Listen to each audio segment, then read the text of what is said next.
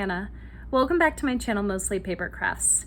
This video is exciting because we are going to be talking about my DIY wedding. And it's not just going to be one video. I'm going to create a video each week for the next 7 weeks leading up to the big day, taking you through the projects that I'm working on to really make this wedding as special as I can.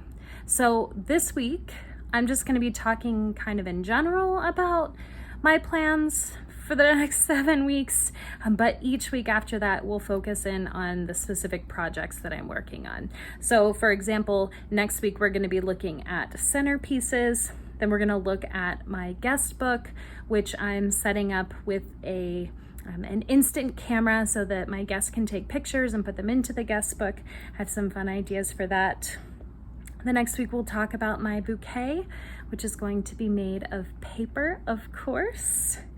Then we'll get an update on the centerpieces and decor and any of the other little pieces that I need to make for decorations. We'll also spend a week talking about food. One of the things that I'm making for my guests is one of my favorite desserts and one of Jared's favorite desserts, which is buckeyes. They're peanut butter balls that are dipped in chocolate, and I really want those for a dessert table. The week before the wedding, we'll talk about the welcome sign and favors.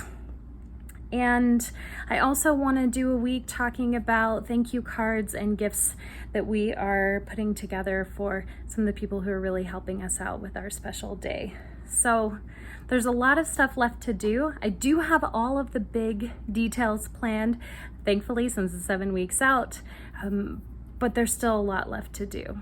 So this is a DIY wedding. I'm doing as much of the work as I can myself to save money, but also to just personalize it exactly the way that I want. We have hired a pair of photographers and a DJ. We are renting a food truck for our dinner.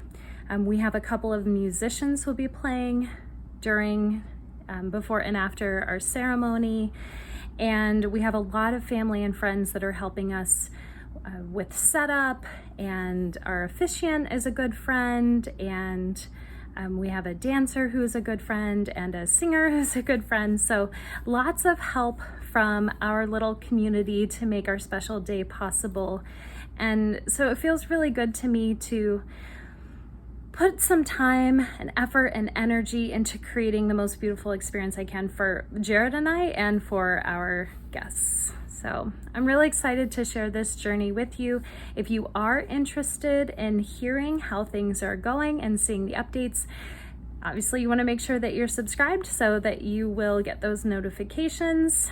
And the last thing that I want to do for today is I want to show you some of the stuff that I have done already, which isn't that much, but I have been putting together materials to start working on the decor. All right, so important to note, the wedding is in October and we are doing a fall theme. So one thing that I've done is picked out a bunch of paper in a variety of colors that I can use to create fall leaves. And I've also pulled a bunch of my dies that are leaves and flowers and things that I can use for the paper decor. So we've got a big stash of paper here, and then I'm going to show you the shelf. Doesn't look like much. This is normally where our board games go, but all of the board games are sitting in a big stack out in the living room so that I could put all the wedding stuff on here. So we've got some sola flowers, and then up here you can see we have some materials for making the arrangements. There's some floral tape and wire and things like that. I do also have a bunch of leaves that are already cut out.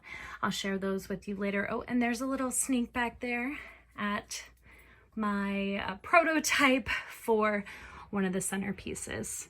I do also want to show you what's inside these boxes. I have a little video clip of before I shoved everything in the boxes. This is about 50 jars. My friend Jamie and I washed and peeled the labels off, and then we glued some ribbons on them. I found these really great trim bundles with all these ribbons for about $10 at Michael's, and it was one of these that we used for the ribbons on those jars, but I picked up a second one just in case I need some more. And then I've got a bunch of stuff in this box that I've collected, more ribbons and twine and some holders for bouquets and some foam, but we're really looking at raw materials here. All right, back to our shelf here. You can see there's some tea. There's actually quite a lot of tea, hundreds and hundreds of bags of tea, because for our favors, we are going to be giving out some fall tea in some cute little packages. I also have a bunch of bags up here for gifts, and this little birdhouse up here is going to be decorated for our cards. And yeah, just a couple of other random things. So doesn't look like much now, but we chose to keep the wedding decor in this room because it doesn't get nearly as dusty as anywhere else in the house. So here's hoping that the dust continues to stay down. Not a lot to see yet. I am just getting into this part of the wedding planning, and I wanted to include you on the journey. I think what's really going to set me up for success is carving out time and space to get all of this stuff done. So I took my planner and I mapped out week by week the projects that I wanted to get done, so little mini deadlines for myself. And I'm actually going to spend some time later on, probably tonight, and going through and making some smaller goals.